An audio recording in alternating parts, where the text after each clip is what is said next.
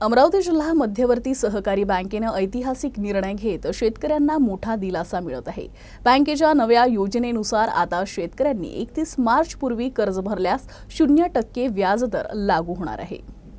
अमरावती जिल्हा मध्यवर्ती बँकेने घेतलेल्या ऐतिहासिक निर्णयामुळे 31 मार्च पर्यंत कर्ज भरणाऱ्या शेतकऱ्यांना 0% व्याज दराने पीक कर्ज परत करता येणार आहे।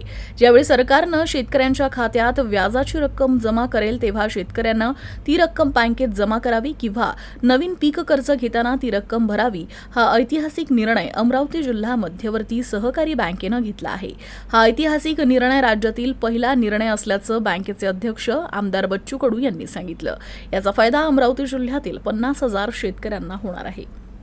जिल्हा मध्यवर्ती बँक अमरावती यांनी अतिशय क्रांतिकारी आणि शेतकऱ्याच्या हिताचा अतिशय धाडसी निर्णय आपण घेतलेला आहे। सगळ्या महाराष्ट्रामध्ये जिल्हा मध्यवर्ती बँक 6% व्याज माफी न देता पूर्ण 6% धरून कर्ज वसूल केला जात आहे। परंतु आम्ही शेतकऱ्याचा हिताचा निर्णय म्हणून 6% जे केंद्र आणि राज्य सरकार माफ करतं ते व्याज वसूल न करता मार्च महिन्यापर्यंत जे कर्ज पूर्ण भरेल त्यांनी नंतर त्यांच्या खात्यात शेतकऱ्याच्या जमा झाल्यावरही आमच्या खात्यात जमा करावं। शेतकऱ्यांनी या अटी शर्तीवर आपण 0 दरात सध्या कर्जाची वसुली 31 मार्चपर्यंत करत आहे आणि ही महाराष्ट्रातली पहिली बँक आहे।